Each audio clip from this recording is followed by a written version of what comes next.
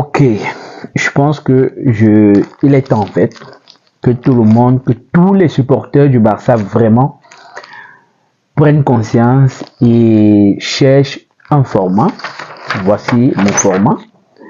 Que chaque supporter du Barça prenne un format et un stylo et commence à écrire une lettre d'excuse publique à Ferran Torres.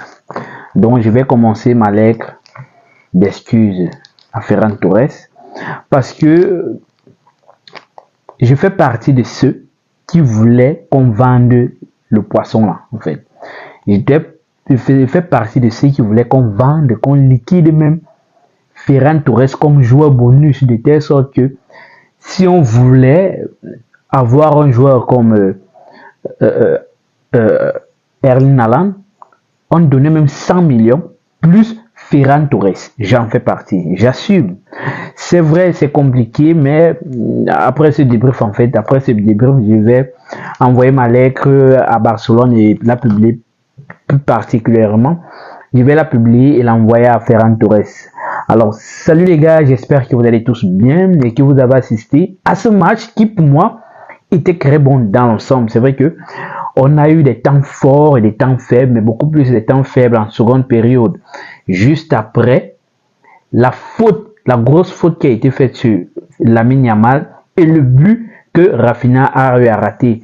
Donc je pense que dans l'ensemble, le match du Barça, il était très bonne tactique de jeu. Au départ, j'ai d'abord vu, bon classement, Pau Cubarsí qui revient petit à petit après sa petite blessure en sélection nationale.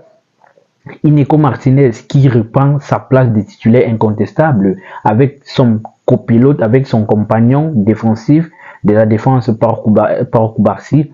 Côté gauche, comme d'habitude, on avait Baldé sur le côté droit. On avait une énième titularisation de la part de Jules Koundé qui, pour moi, en fait, aujourd'hui, tu as l'impression que Jules Koundé n'a plus besoin de se reposer. Il a dépassé la fatigue. Jules Koundé, du côté droit, avec sa paire, Lamine Yamal. Et au milieu de terrain, bien évidemment, on avait comme les deux pivots, Frenkie de Jong et Pedri, le magicien, le poumon, le cœur, appelez-le comme vous voulez, le facilitateur de jeu du Barça. Ça parlerait vraiment de la facilité avec laquelle Pedri joue au ballon. Et ensuite, on avait Fermin, Lamine Yamal et en pointe, on avait Cheikh. On avait notre requin, notre poisson qui a toujours faim, qui veut toujours marquer. Et je pense que ça a été un coaching totalement gagnant de la part de Hansi Flick. Certaines personnes peut-être vont se dire, mais comment est-ce que Hansi Flick enlève des joueurs pour mettre des défenseurs, il enlève même encore Lamine Yamal pour y ajouter un défenseur. Moi, je pense que le jeu du Barça aujourd'hui, du choloïsme, mais version remasterisée, je ne sais pas si vous me comprenez en fait. Je pense que, je le répète, je pense que le jeu du Barça aujourd'hui a été un choloïsme remasterisé. Je m'explique. Alors, avant de continuer, il faut féliciter la prestation de Ferran Torres. Pourquoi? Ferran Torres nous montre que il a la possibilité de faire un bon match chaque semaine.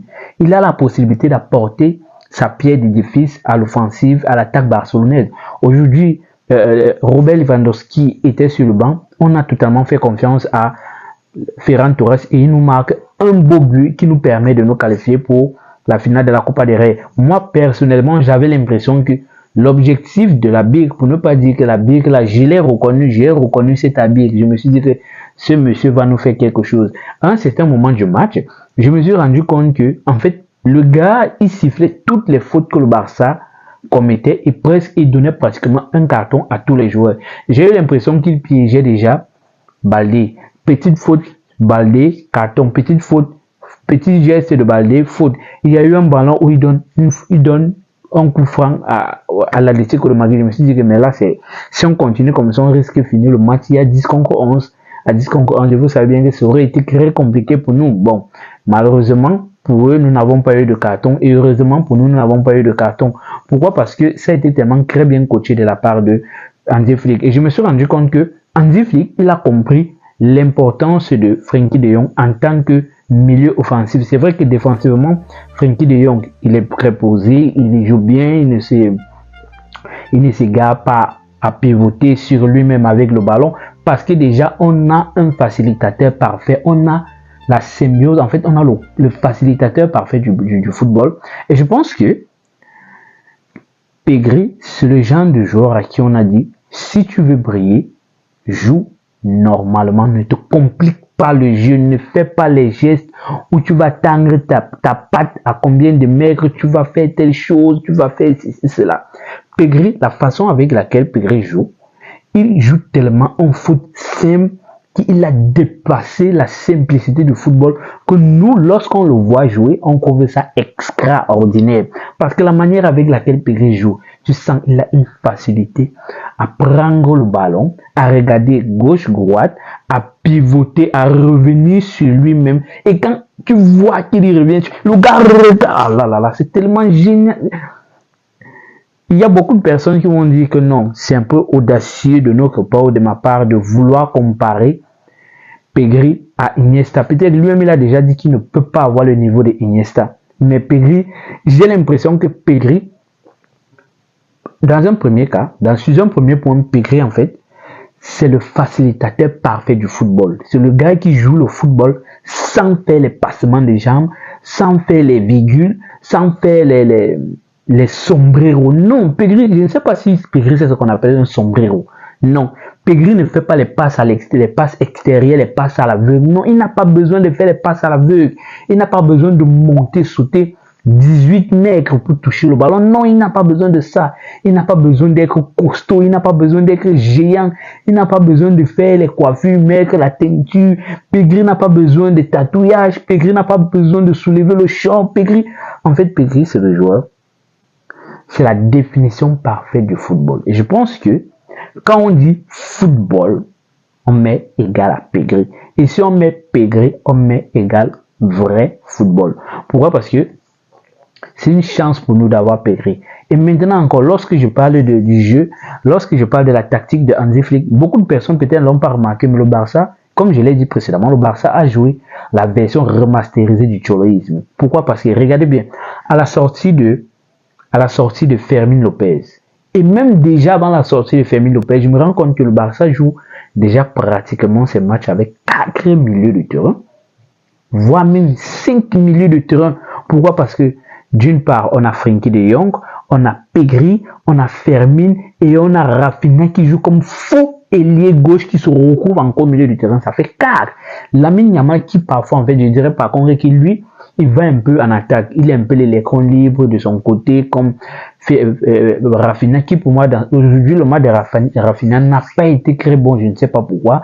Peut-être parce qu'il n'a pas pris la cadence, de l'équipe. Il ne s'est pas aligné avec l'équipe depuis les 2 derniers matchs, raison pour laquelle il était un peu hors jeu dans ce match. Mais il a été présent, mais pas vraiment présent. Pourquoi? Parce qu'il y a des actions où j'attendais vraiment beaucoup de la part de Rafinha, mais malheureusement, il ne l'a pas fait. Mais c'est pas ce qui va faire en sorte qu'on le discrédite. Pour moi, Rafinha, c'est un top joueur qui s'est réveillé au bon moment pour le Barça, sans toutefois oublier les performances de Ferran Torres. Mais alors, pourquoi je dis que Hansi Flick a joué le système remasterisé du choloïsme? Déjà, quand le gars fait sortir